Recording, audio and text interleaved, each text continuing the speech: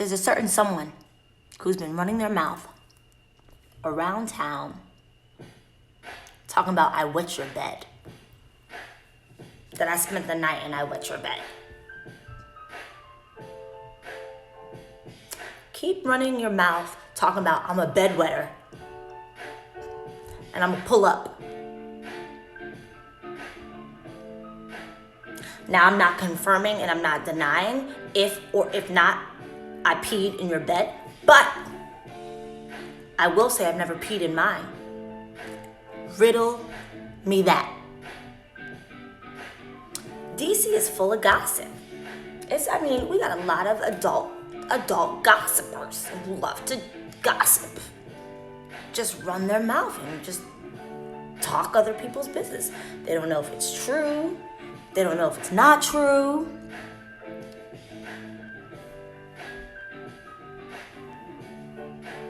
And DC is also the mecca of crack. We are crackhead connoisseurs in this town. We know a crackhead. We've been around them for a very, very long time. We know crackhead tendencies. We know crackhead behaviors. We know crackhead mannerisms. We are very, very learned. We are sociologists and anthropologists in this town when it comes to crack addicts. So, to me, I don't know. People who grow up around crackheads know who is and know who's not. Like a crackhead is a person in proper vernacular. A crackhead is a street terminology. It is a street terminology, and in essence, it is an individual who is addicted to a heavy narcotic that derives from cocaine, but it is mixed in with, I believe, baking soda. And it is proven to be highly addictive, and often it is smoked out of a pipe, a glass pipe. And crackheads are hitting that glass pipe before they even blink their eyes in the morning to make their morning prayers. They are addicted to the substance before they do anything. They hit the crack pipe. Now, what is the difference between a crackhead and a cokehead? I don't know. I'm not sure. But a crackhead means a crack addict. So we know them because we live in a city with a lot of them. We know what it looks like. Oftentimes, crackheads, their families are very well aware. Their families have tried to help. Crackheads very seldom have anything to show for their lives because they've sold everything to support their addiction, including their bodies often.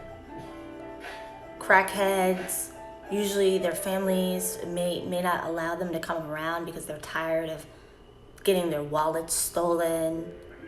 They're tired of, most crackheads, their families can talk about how they've stolen things from them and things of that nature. That's really what is a crackhead. Now, are there functioning crackheads?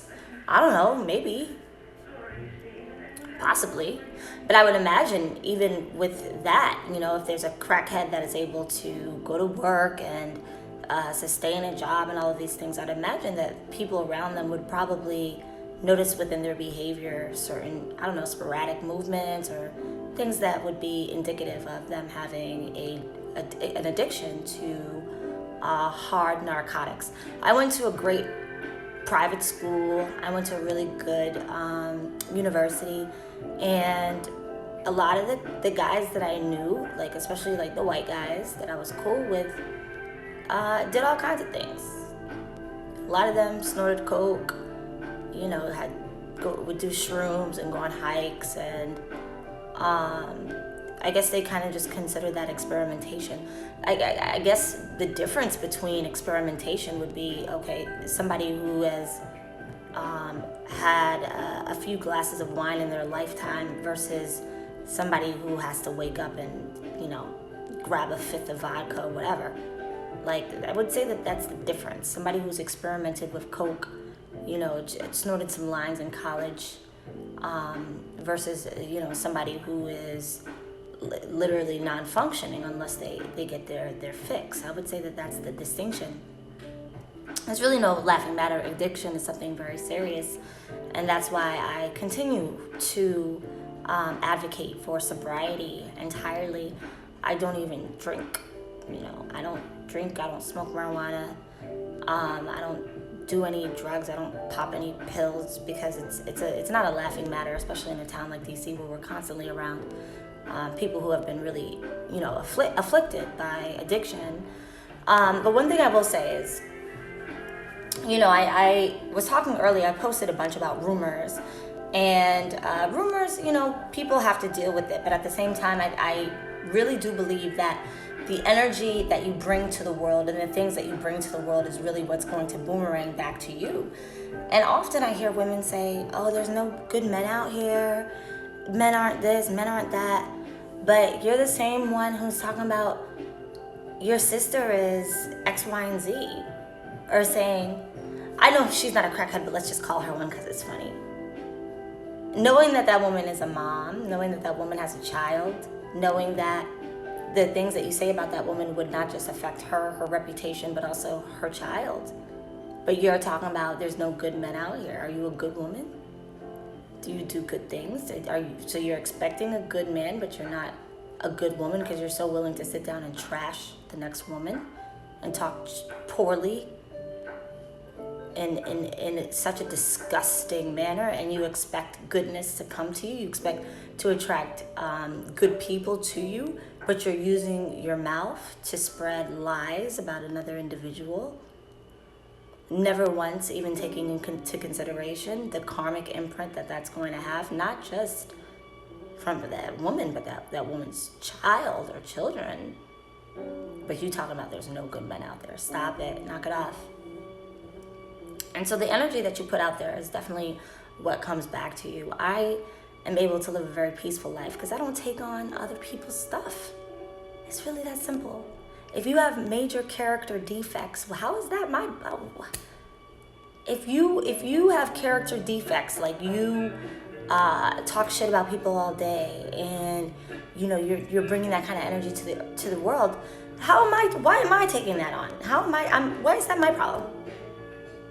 That just reflects on you and how you spend your time and the way that you talk about, the way that you know what I'm saying? Like, that's not my problem. That's not gonna make me stressed out. That's not gonna anger me, your character defect. And as far as that, like, I always think about what is the incentive and what is the objective.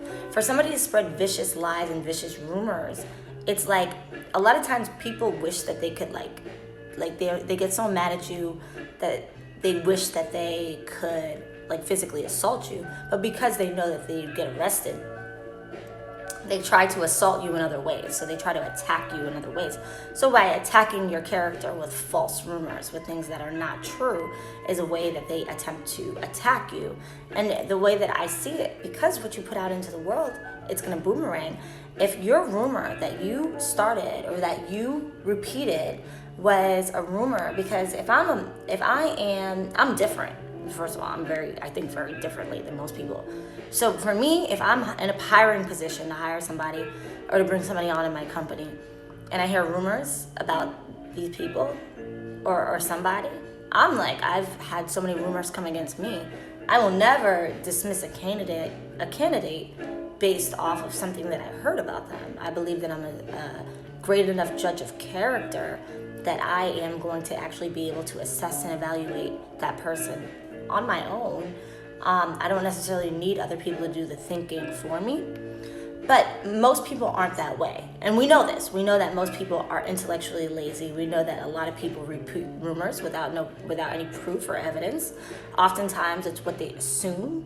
Oftentimes it's the optics. People come from a very speculatory perspective, and they don't really have any concrete evidence. And I began to use that as kind of my filter, where if somebody is too intellectually lazy, or they're not astute enough mentally to ask the right questions, I filter them out, because I got places to go and things to do.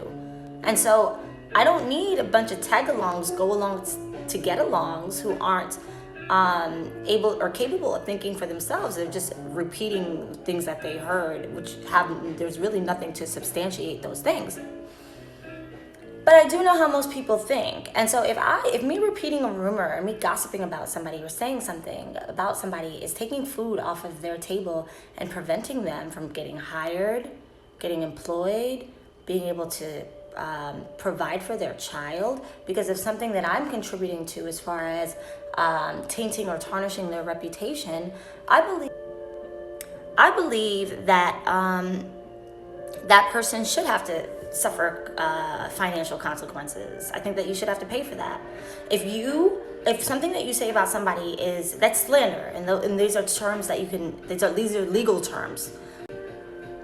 So these are legal terms. It's called slander, and these are things that you can actually get sued over, because we understand that most people are going to be listening to other people's opinions and things like that, and their decision may be predicated upon your reputation. And you intentionally knowing that about people, you're putting out bad information about an individual, which is potentially preventing them from being able to become gainfully employed, potentially preventing them from being able to feed or be able to provide for their family. You got to pay for that. I say karma's whatever. So you lose your job. You say something about somebody that makes them lose their job, then you lose their job. If you take food off of somebody's table, your pockets get empty. You owe that person. The way that I see it, you owe them financially. If you try to block them from being able to provide for their family and for themselves based off of the things that you said about them, then you actually owe that individual. So that's how I see it. This is my opinion, and I'm not stressed. I don't get worried. I listen to nonsense and I dismiss it, because that's not really for me to take on. I don't take on other people's character defects. Anyways, y'all, peace, peace, peace.